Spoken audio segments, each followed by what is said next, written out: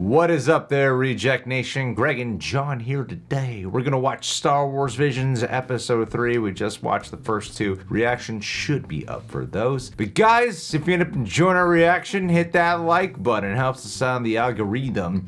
Also subscribe and click the notification bell, yeah? As always, full-length watch-alongs we sync up with the time code over at our Patreon page. Over there we have the option for reaction highlights and watch-alongs included at the same tier for many shows. Pratham Jindal, thanks for editing these down for us. I know it's your pleasure.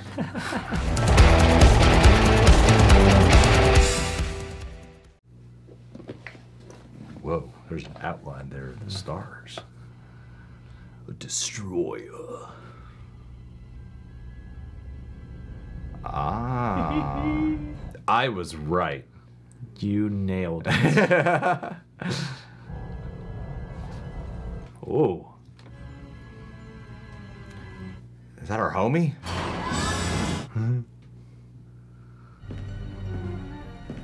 Cool. Got a bit of a different strut to his walk. Swagger. Got some shoulders. Shoulder action. Strut your stuff.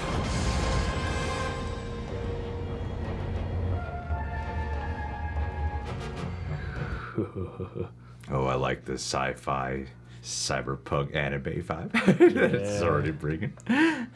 Master Am, we have completed all of the final adjustments on the Gemini-class Star Destroyer. We are ready to deploy and are awaiting your command. Ever since you and your brother were delivered to our care, I have watched you grow, and now I will finally be able to witness you complete your mission. It has been quite the journey. With this new power, my brother and I will bring order to the galaxy. This is our mission as twins created through the power. Oh, damn. Nice. Will the weapon's firepower be at full strength? She looks like a xenomorph. High purity energy must be extracted from our power source in the central core. It is the same power that is transferred into the dark armor that you and your brother, Master Kare, bear. Power source from the reactor core appears to have been stolen. We cannot charge the hypercannon. But only Master Am and Master Kare can access the reactor core chamber. What are you doing, brother? So that wasn't Vader. Oh. Look like it. Yeah. Please return the power core. This is your last warning. What? Don't give up. Keep firing. So sorry. Come on, our duo. At least he's nice about it. The ship is right where we left it. God. Not where I left you. Where were you planning on going with that, Kare? To a galaxy far, far away. Now hand it over. Oh. I refuse! If you won't hand it over, then I'll take it by force! Oh. Ooh. Holy moly. Oh, nice ricochet. Wow, wow, wow.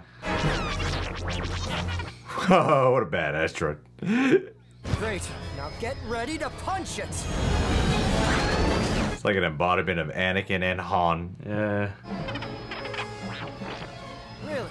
So you have a bad feeling about this? You're wrong. It's no tractor beam. It's air! She's just sucking it on. There she's strong. Oh, badass. Oh. There is no Oh. Wow. Wow. Cool. Force! She's going for the power core! found it. Absolutely. She's gonna rip your ship apart to take it.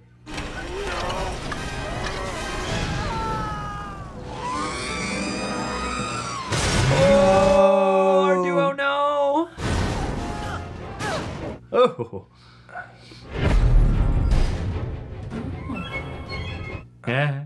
I'm impressed, Kare. No. Oh man, that's cool.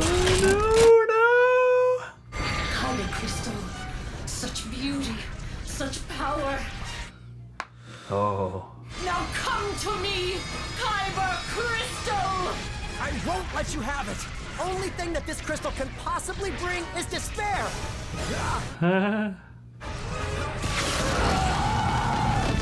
Ooh.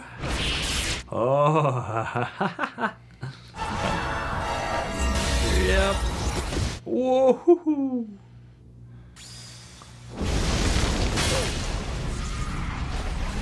Oh, she pissed.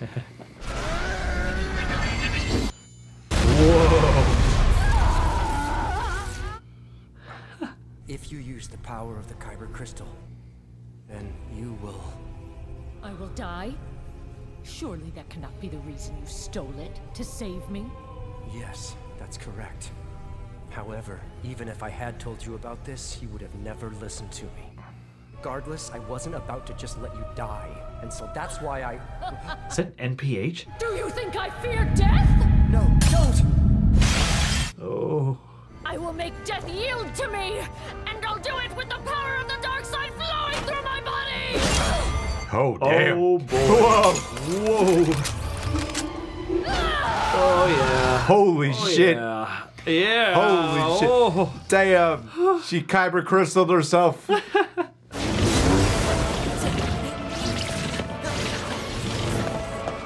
Oh. What do I do? I don't know. I can use this. Absolutely. Try on a new color blade.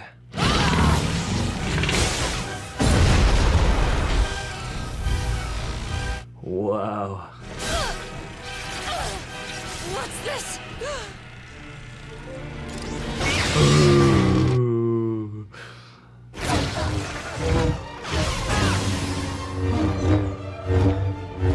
Ooh. Look at that color gradient on the blade. Wow, you're just showing off, lady. Oh, cool. Oh.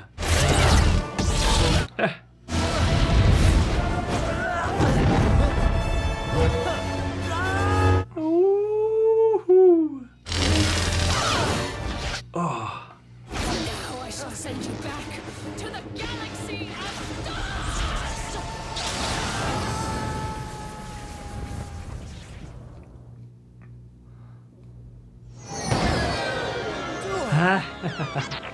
My man.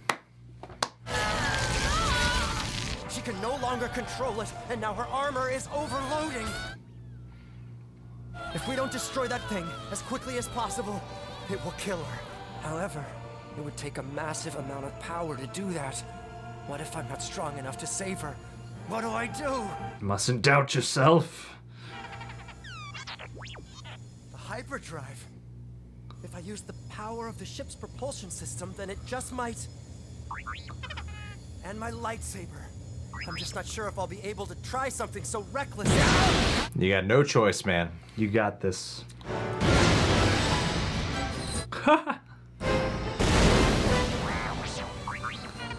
God, the Just like you say, there is no try, only do. I can make this work!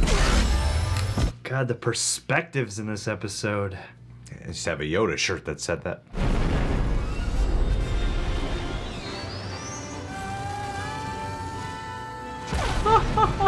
Holy Wow! Nice! fuck. I love it. If this crystal is destroyed, then our entire life's mission will be lost! Destiny! Punch it!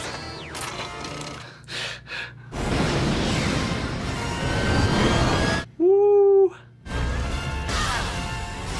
Oh. Wow. Okay.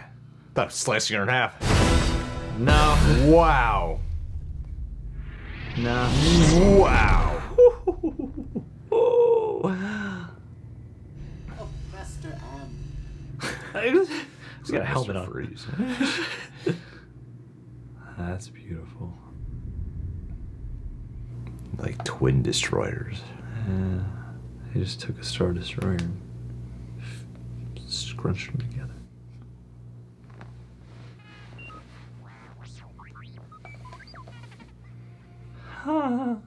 She's out there. She's alive. I can feel it. After all, she is my twin sister.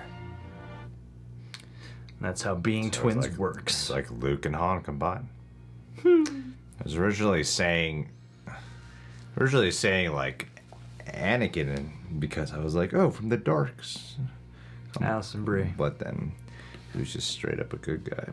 Yeah, he straight was up just- Luke. I was like, is there any vestiges of the Sith? Yeah, I was DNA? like, you're a little too good. Well, you have this insane backstory, but it doesn't seem like any of this is registered on you. There's no darkness in you. How long have you been planning this turn? When did you change? Yeah, but that was still visually beautiful on all Absolutely. fronts, man. That was awesome. Neil Patrick Harris. Allison Brie. Ooh, I love Allison Brie. She's a good animation voice actress. It was really cool to like have this all be visually realized. Like, it's, I don't know what the hell you call this ship. Was it a twin destroyer? Oh, they said it was like a Gemini class Star Destroyer or something like that. They literally took two Star Destroyers, And just, tied like, them together, and tied put a them, big yeah. gun in the middle. Yeah, because we got to represent the twins. Yeah. We need ships that really represent the twins. man. Yeah. His and hers twin ship.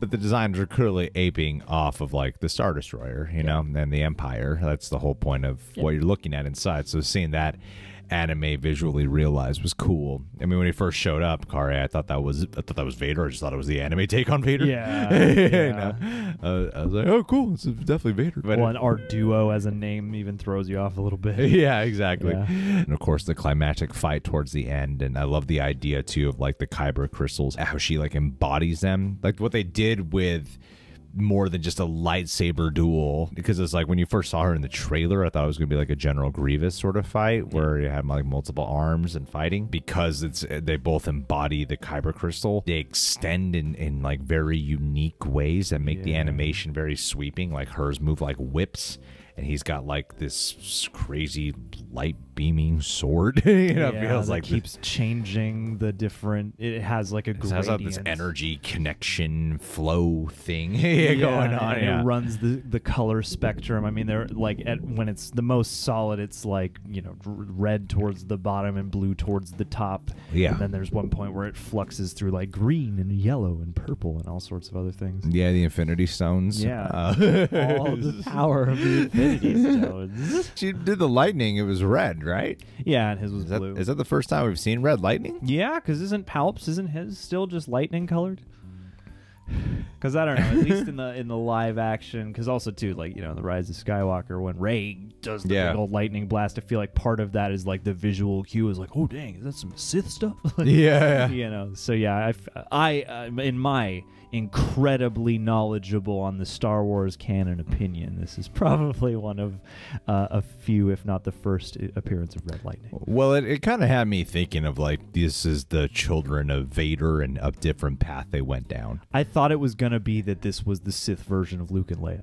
That's essentially what I think they were going for. Yeah, Because they're twin brother and sister. Yeah, and even some of the look. He's literally like Luke and Han combined. Yeah, you know? absolutely, yeah. His whole personality, even his look.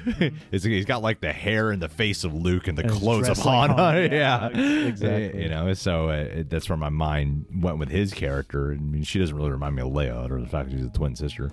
No, because she would just be a totally different person if she was a Sith.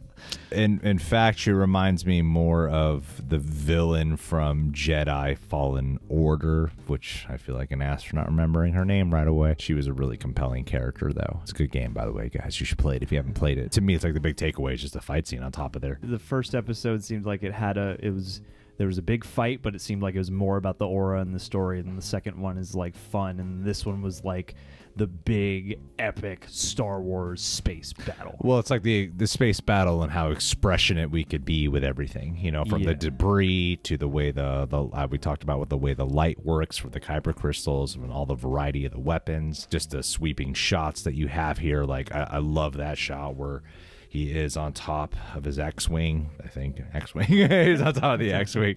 And then they're going into the destroyer, and he's like slicing it in half with the Kyber crystal, you know, and how it's like specifically targeting the Kyber crystal within his sister's chest plate. I love the way how all that was visually realized. Like, to me, I'm like, just that fight alone is worth recommending this episode because of how great it is. And all the flourishes, like when at first when they lock powers and there's that jittering debris that then grows into just this orbital, ever-shifting pattern of space junk as they fight in the middle of it. And yeah, then like they made so much out of the tone and out of just the elements of the atmosphere and, you know, the elements literally of the Star Wars universe with, these different beams of light and Kyber crystal effects and whatnot. A very physical episode. I think I would have been a lot more touched by the characters, though, if I did feel there was a little bit more darkness towards the main guy. I gotta admit, like, I didn't fully buy the voice work for for Carr? Is that his name? Kare, because I really bought Am quite a bit. Absolutely. But I was very much aware of voiceover when it came to the Kare character. I was really aware that I was like, this really sounds like I should be watching the Japanese version, but I didn't really feel that way. I didn't really feel that way when I was watching Am, but that could have something to do with the writing of the character, because the character just sounds so, especially Neil Patrick Harris's voice, just sounds like such a good person. So uplifting. Always striving for hope. There's not much gravitas in the voice of Neil Patrick Harris. You would think that there would be with a character who was literally born into darkness, born to be a Sith. You would imagine some dark, but he just felt so lighthearted, like so good, you know, and like not really any conflict on the choice at hand here of like you're betraying someone who you really care about. It's like, I mean, he says like, I don't care about any of it. And I'm like, but you still seem like a good person. You know, like, you seem like so good. But, you know, I feel like that point's already been made on our end about that character, because still, though, it didn't take away my enjoyment of the episode. And I wonder how that would play in the Japanese version. That's a big question. That's really in my mind right now. Will that be very different in the Japanese version? Because that is a missing quality to me here. It's hard for me to feel the history with these two who are brother and sister born into this. One performance is so drastically different and doesn't hint at all towards like having a conflict or a pain of like, oh yeah, you could tell this guy's had, like, I felt like there was more fascinating mystery and history to the character in the first episode who you learn like nothing about, you know, but you learn what you need to, whereas here it's like, here it's just kind of like, how'd you wind up like Luke Skywalker? What inspired this turn in you? How long did you have to live as this sort of double agent? How did you manage not to let anybody know about your turn up until this point? It's like, I don't need to know the text of that. I just need to feel it to a certain extent, you know? It needs to be evident. Yeah, he just seemed too good to me. Yeah, he seemed like he was always a good guy. He was this way being like, I don't know about this guy.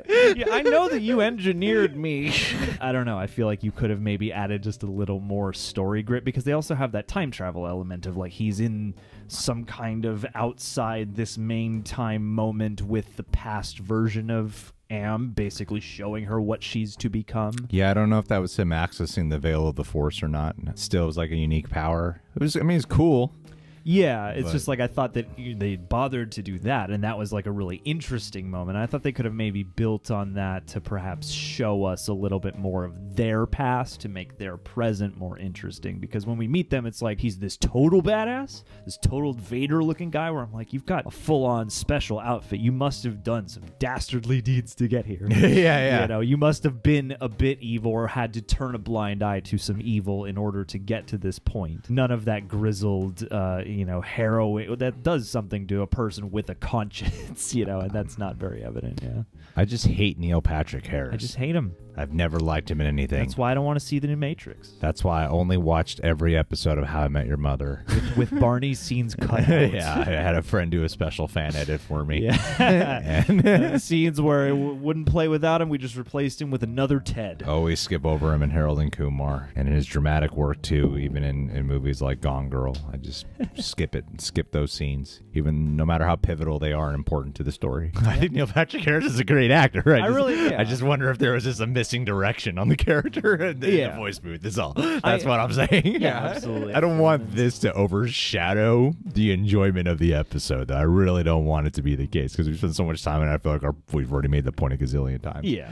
So we should just drop it. It's not bad. He's a fine performance that could have had more dimension. All right, guys. Well, what did you think about this episode? I thought it was gorgeous to behold, and it'd be cool to unpack these characters more in some type of expanded thing, even if it was like a video game or a comic or something. It'd be cool to really unpack these guys. Subscribe, click that bell, hit that like button. A few more episodes to go, but so far so good. I would rank it so far 1, 3, 2. Absolutely, I am with you. Everett Baker. Everett, you've been part of our Patreon page for a couple months now. We still haven't talked to each other. That's mainly my fault. I'm so sorry. I'm just not doing enough. And I'm trying to do more, but I'm still not doing enough. That's my secret, Cap. I never do enough.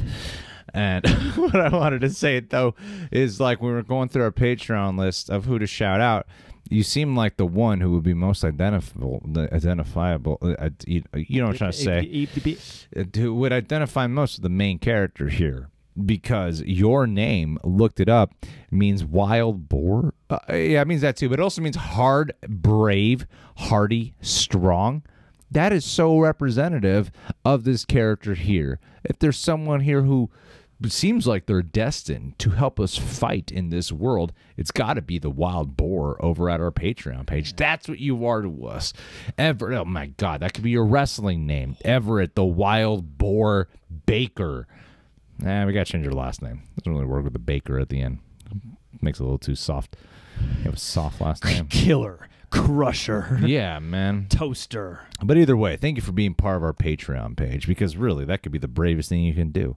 Most people who pledge go, not worth my time and money. But you found a way to make it worth your time and money, I think. Or maybe you just forgot to unpledge after you realized it was a waste of your time and money. Power move. But I feel like we have made this worth your time and money with this excellent appreciative shout out. A+ shout out.